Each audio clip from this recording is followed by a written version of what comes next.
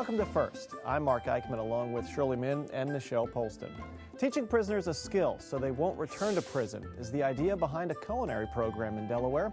How it works and what comes out of the kitchen this week on First. A member of the Christina School Board talks about why that district won't go along with a state education plan to fix 3 low-performing priority schools. And the story of a Delaware woodworker who decided that his passion for creation was greater than his 9-to-5 career.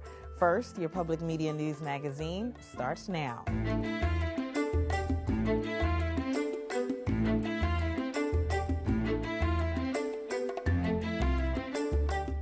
A recent study examined how many Delaware inmates returned to prison after being released. The numbers were not surprising.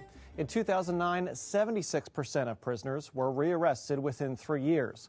In this week's First Look, we go inside a Sussex County program designed to teach prisoners a marketable skill that will hopefully lead to employment. Governor Markell announced plans to expand the program in last month's State of the State. We should also enable more offenders to develop their job skills and abilities while incarcerated. As a young woman on the east side of Wilmington recently told me, the streets are always hiring. We can't let the street be the only option. Helping prisoners develop job skills is exactly the goal of the Sussex County Community Correction Center in Georgetown. That's the desire across the department. Our job is to house people who are sentenced to level 5 and 4, but we don't want to see them again. No offense to those individuals, but we would like them all to go on and become successful, law-abiding, productive citizens. They chop wood that will be sold for use by visitors to Delaware state parks. They process cans and cardboard from other state facilities for recycling. There's even an automotive maintenance building where old state police cruisers are decommissioned and other fleet vehicles are maintained. Prisoners sentenced to level 4 incarceration work and learn a trade, ideally developing marketable skills that they'll be able to use on the outside. The department's interested in public safety as well as rehabilitation, and they really take that to heart here. The rehabilitation component, it comes to life here. It all happens under the watchful eye of Warden Bill Edel. There's no bad idea. We'll certainly toss it around and see where it goes, and and that's where we've gotten. As you can see, we're involved in a lot of things. One of the things they're involved in is a butcher shop run by inmates. Yes, inmates given sharp knives to butcher deer that have been donated by local hunters. The meat is then ground into 2-pound sections and donated to local food banks. There's even jailhouse jerky. That was an idea that was brought to me quite a few years ago. And said, what's your thoughts about opening a butcher shop and processing deer and things like that? I said, well, let's look at it a little bit more. So ran it by the administration and commissioner and everything, and we started. So that's what normally takes course here. Up next, this building is being transformed into an auto body and welding fabrication shop. And yes, those are prisoners working on the construction of the new body shop themselves. Everything has to be self-supporting. No tax dollars going back into this. All these projects and programs that we're involved with are self-supporting, and along with teach the offenders a background and skill set. One skill set Governor Markell wants to expand training for is in the kitchen. He talked about it in January's State of the State. I propose that we also expand the culinary arts program at James T. Vaughn. In doing so, I am reminded of the late restaurateur and philanthropist Matt Haley.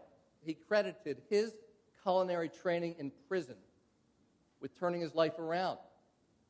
It is appropriate that we name this initiative the Matt Haley Culinary Arts Program as a reminder that everyone has something to contribute when given the chance. Haley, who died in an accident in India last fall, helped launch the culinary program for inmates in Georgetown, donating hundreds of dollars worth of kitchen supplies through his company, Sodell Concepts. He really assisted in that and made it easier on us to get it done and get it done quickly. They donated our small wares with the stainless steel items and the Schaefer pots and a lot of the utensils and our knives.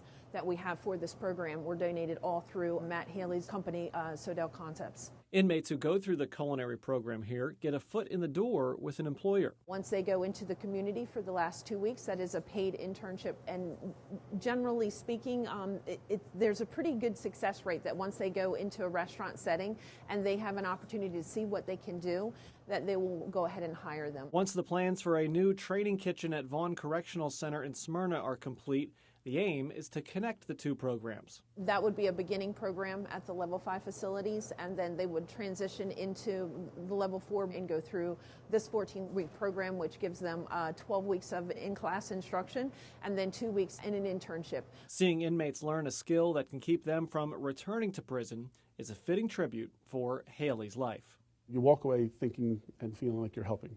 I think that's a big part of this. It's not just individuals being housed here. They are hopefully getting something out of this, and that's what we're looking for. While the culinary program expansion is just getting underway, the sky's the limit for whatever the next area of training will be. As long as the program pays for itself, Warden Edel is willing to consider just about whatever skill development his fellow Department of Correction workers can come up with. Many of them come from other industries, welding and auto body work, for instance, before starting at DOC. So that kind of guides the areas that they'll expand into for future training. I want to go back to the butcher shop. You had some great video there, not for the faint of heart. What was that like? Well, going into it, you think prisoners with knives carving up meat, you really don't know what to expect. But the guys that we saw were very focused on their work, processing the deer. They were being supervised. The supervisor told me while we were there that the butcher shop is not for everybody, that if a prisoner doesn't want to be working in the butcher shop, he doesn't really want them working in the butcher shop for obvious reasons, and they'll find some other area of training for them. Okay, so I understand you've brought me some treats. Absolutely. Couldn't not bring back some jailhouse jerky, so go ahead and grab yourself some. Try some. I'll get one too. It's pretty good.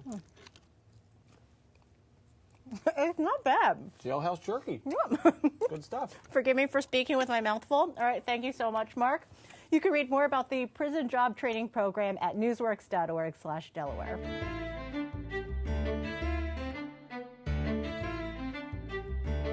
There is a showdown looming between the state of Delaware and the Christina School District over how to fix 3 priority schools. These are schools which have scored poorly on state tests and serve low-income students. Here to discuss the situation is John Young, a member of the Christina School Board. Welcome to First, John. Thanks, Avi. I want to first start with your reaction back in September when the governor decided there was 3 of these priority schools in your district. What did you think? Well, for me personally, it was kind of an immediate flashback to the partnership zone and the inclusion of both Stubbs and Glasgow into the first round in 2011. And for those who don't remember or weren't around back then, Partnership Zone's another similar initiative, right? Yeah, it's the Race to the Top asked the state to place a series of schools based on their performance into a extreme restructuring status, and so they initially named 10 schools, and 2 of Christina's were in the first batch. So when you say it reminded you of that, it sounds like you were saying same thing all over again. Yes, that was my first reaction, and unfortunately, it brought up some negative memories about how the plan was executed the first time. Now, part of this process was you guys were supposed to submit a plan around these 3 priority schools to the State Board of Education. You guys did not approve plans. Why didn't you? For me, the plans that we came up with were the earnest work of our community, but inside the plans, there was no evidence-based relief that was going to be able to make a positive interaction in these schools that was not cost prohibitive. You guys have really been adamant from the beginning. You do not want teachers to reapply for their jobs. You do not want administrators to be fired. Is that correct? I think those are fair. Those are absolutely fair statements. I think the reason behind them is what's more important, and the reasons is that in the case of the teachers, our teachers are dedicated professionals in the schools. And the state has issued comprehensive school reviews that were executed again by the University of Delaware and by the state. And those reviews indicated that the trajectory of the pedagogy and the teaching in those buildings was positive and on the right track. I asked Secretary Mark Murphy about this issue, about this idea of removing teachers or principals. Here's what he had to say. We've heard some criticisms about attacks that we're blaming teachers and those types of things, and that is absolutely not the case. But we also at the same time have to say that when we have schools that are struggling, we need to look at every aspect of the school, everything from the program to the schedule to the budget to the educators. I hear Secretary Mark Murphy saying we're not blaming teachers, but he's saying also it's fair to scrutinize teachers and principals at schools that aren't performing well. I mean, your thoughts on that? Is it fair? It's fair. However, the predicate for his assertion is that test scores are not improving, and the test is a completely invalid measure of what educators contribute to classrooms in our children's lives. One of the big issues, it seems, that I've heard you talk about before, is that you feel the state is moving too fast on this thing. They've been pressuring you with timelines, making you make hasty decisions. I also asked Secretary Mark Murphy, Secretary of Education Mark Murphy, if he felt this whole thing was moving too fast. Here's what he had to say. We absolutely did not move too fast. I think that we have to step back and ask ourselves that what our responsibilities are. And our responsibilities are to serve all of our children in our state and to really focus on ensuring every single one of our children walk into a school that is able to meet their needs. For once, I think I completely agree with him. The state didn't move too fast. They moved way too slow. These schools needed to be identified 10 or 15 years ago. My problem is that now that he's made the declaration, he then has created artificial timelines on top of that. So the failure to plan on the part of the Department of Education somehow is translated into this urgent emergency for us, and is in truth asking us to create plans so fast that they're likely to not succeed. So what's next here? I mean, we've heard talk that Christina will have to perhaps close these schools, convert them to charters, give them over to an outside management organization. Now there's additional talk that maybe they would become schools operated by a neighboring school district, Red Clay. Where do you see this going from here? You know, that's a great question, Avi. I think that the long-term trajectory is difficult to predict. I'm fairly certain that closure is not in the equation. It's just not something I think the community is interested in at all. If indeed this whole thing ends up with the schools being transferred to Red Clay School District or the schools being converted to charters, something other than Christina continuing to run these schools, will you guys have felt like you did the right thing? Avi, I'll tell you that the one thing that really confuses me to begin with is that the state has an opportunity to say, hey, you need to fix these schools, but if you don't do it our way, here, we'll punish you and do worse things to the schools. And that's the part that frustrates us as a board, I think, the most. Well, thank you so much, John Young, for joining us. I appreciate the opportunity, Avi.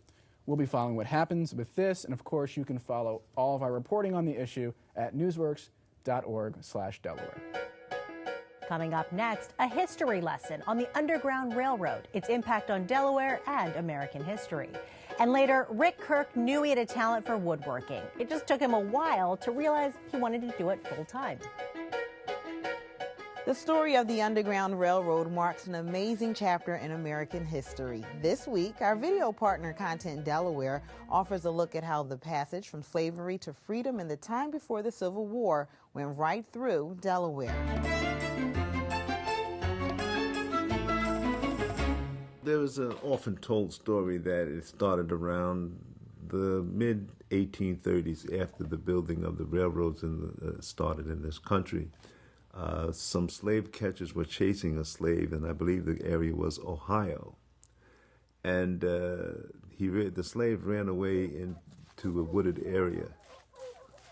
And the slave catchers followed him there, and he suddenly disappeared. It was as if he ran away on an underground railroad. Well, it became a joke, but the joke caught on. When the abolitionists and the anti-slavery people got involved with helping slaves escape, they took that term on. And those who were helping slaves escape, they called conductors. These were the people who went right into slave territory and got the slaves and brought them out. And when they brought them out, they brought them to places where they could get food and shelter. And these places were houses or barns where abolitionists and anti-slavery people were at. And they called these houses stations. And the people who lived in these houses and who provided this information and this stuff, they called them station masters.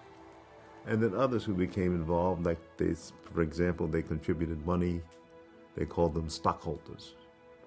And those who watched, they called them pilots. Any term that they used in the railroad, they used to describe the people who worked on the Underground Railroad. Both runaway slaves and those who helped them faced harsh penalties if discovered. In most instances, conductors, agents, and station masters remained anonymous, and fugitives were forced to trust in information that was often hearsay, passed on in a whisper.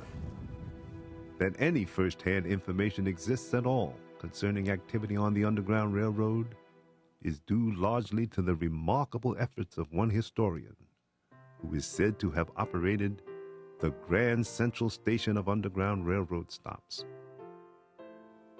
William Still was a free black man who first began work in the office of the Pennsylvania Anti-Slavery Society in 1847 as a janitor and clerk. His greater abilities were soon recognized, and Still quickly rose to head the organization's General Vigilance Committee to aid runaway slaves. His duty as chairman was to keep a record of every fugitive that came to the committee, a mandate that brought him into contact with more runaway slaves than perhaps any other person on the Underground Railroad. William Still, although he was a free man living in Philadelphia, his family had risks because his mother was a fugitive. Some of her children had been born in slavery, and if she were ever found out, or if her owner had made a big attempt to come after her, she could have been returned to slavery too. So he was often leading a secret life. He had to keep the family history quiet while he was working.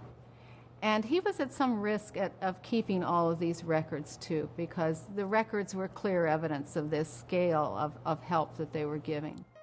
William Still was at the hub of one of the Underground Railroad's most critical routes, the Eastern Line.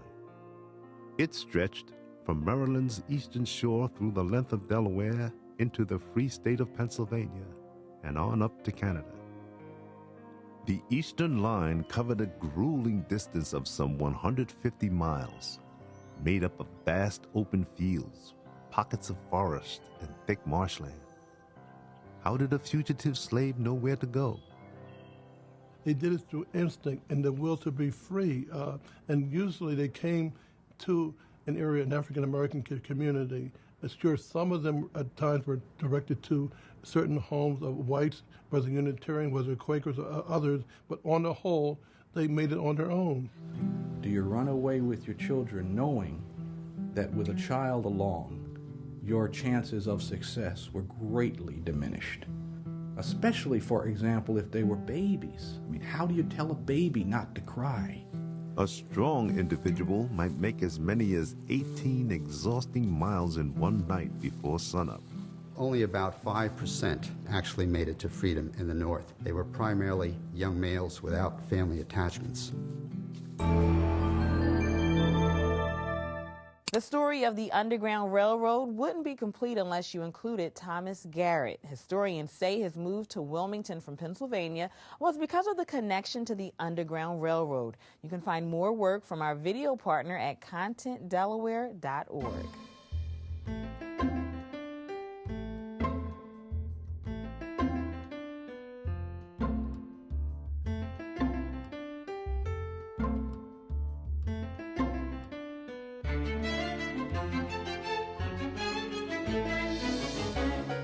We're going to talk about Homeland Security in our first-person segment this week. Senator Tom Carper of Delaware is here. He is the top Senate Democrat, now in the minority on the Homeland Security Committee. Senator, welcome. Thanks for joining us. Next week, a deadline for funding for the Homeland Security Agency. Why are we facing another funding crisis like this? Well, normally we fund our government. The federal government fiscal year starts, as you know, October 1st, and it runs until September 30th. We have funded the entire rest of the federal government through September 30th.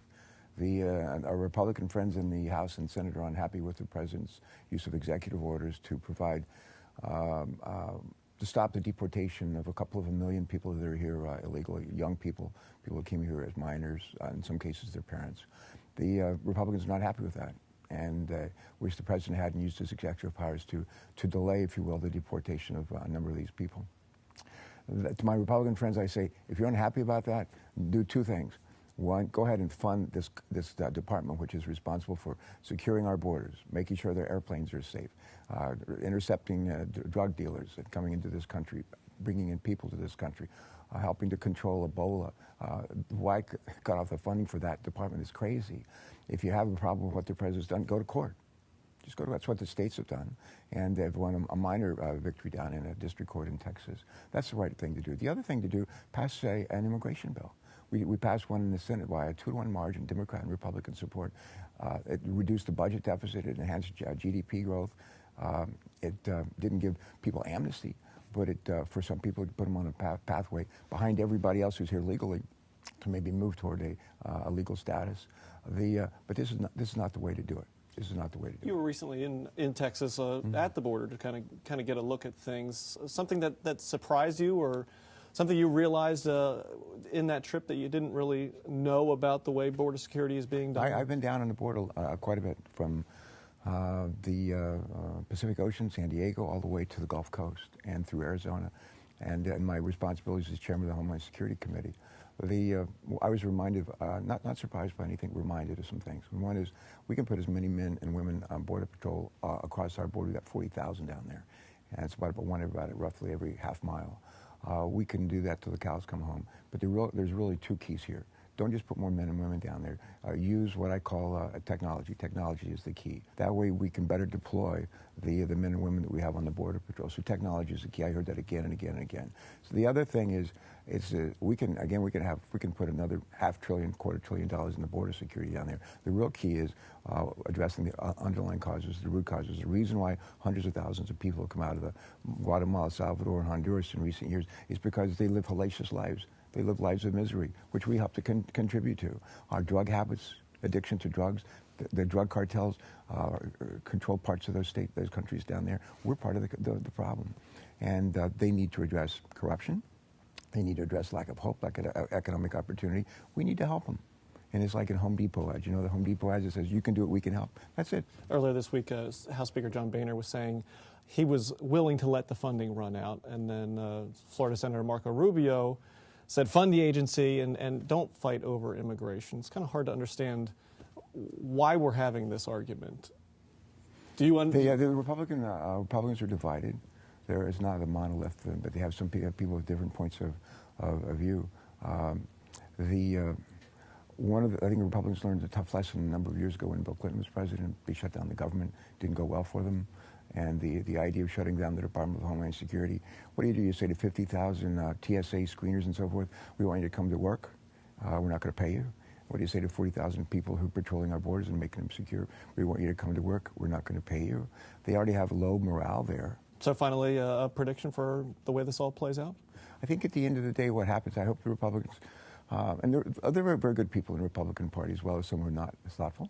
And but my hope is those that are thoughtful in that party will basically say to their colleagues, look, why don't we do this? Why don't we use the courts? If we don't like what the president's done, let's go through the courts and take it that way. Let's let the people of the Department of Homeland Security do their jobs to secure our borders, to secure our country, to make us safer. And last, work with the Democrats and the president to pass the kind of comprehensive immigration reform legislation that we passed a year and a half ago, which reduced the budget deficit by some $900 billion over the next 20 years, which grew gross domestic product by 5% over the next 20 years, and which provided a legal way for people in other countries to come here and work for a while and go back to their countries. Most of them don't want to come here and live. They like to be able to come here and work for a short period of time. Why don't we let them do that? All right, Senator Tom Carper of Delaware, we appreciate you coming here to explain this to us. This first-person interview can be found at newsworks.org/Delaware. The place for First on the web is WHYY.org/First. This show and all of our shows are available to watch now or whenever you want. Sign up for our e-newsletter, and you can check out what WHYY is doing in Delaware. 20 years ago, Rick Kirk decided office work wasn't for him. And what started out as a hobby has become his life. Rick makes custom furniture in his Wilmington shop. And First Experience introduces us to Rick and his beautiful work.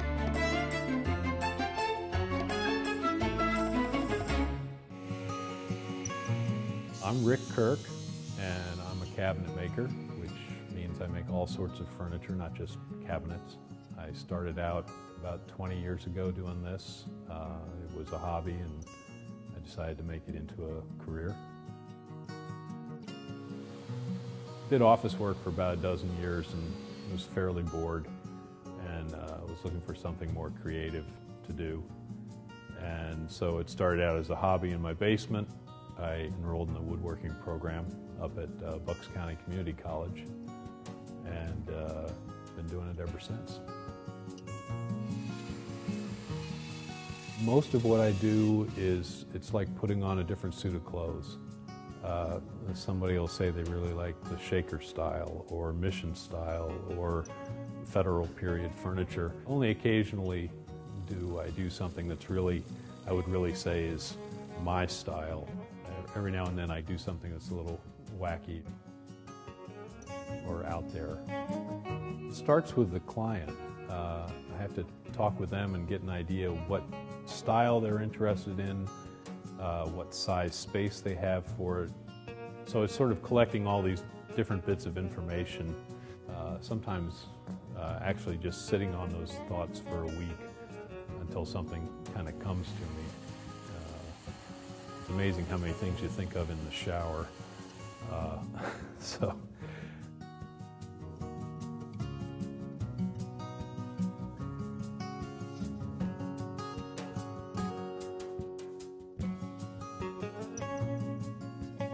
It's kind of like a puzzle sometimes, figuring out how to make the different parts work together. You have to think in 3 dimensions, which is good for your brain. Sort of the standard are the pieces that you'll see at Winter Tour that are 200 years old, even with the shrinking and swelling of the wood and the passage of time, it still all holds together. So that's sort of the standard that's been set, and you work towards that. I guess I hope they appreciate that I put some effort into it and tried to make it as best I could. The one nice thing is that you know that long after you're gone, there'll be something of you left behind. I suppose we all want that, and my medium is wood. Rick Kirk counts Henry B. DuPont IV as a customer, and we thank Mr. DuPont for letting us into his home to film. You can learn more about Rick and see examples of his work when you visit his website, kirkcustomfurniture.com. Governor Markell was here next week. He'll talk about his spending plan and the ongoing need to rebuild Delaware roads. Plus, Dover is one of 3 downtown development zones in Delaware. A look at what they can do to make improvements in the way they do business. And join us for those stories and more. That is First for this week. We thank you for watching. For Avi Wolfman-Arendt, Nichelle Polston, and Shirley Min, I'm Mark Eichman. Have a great week.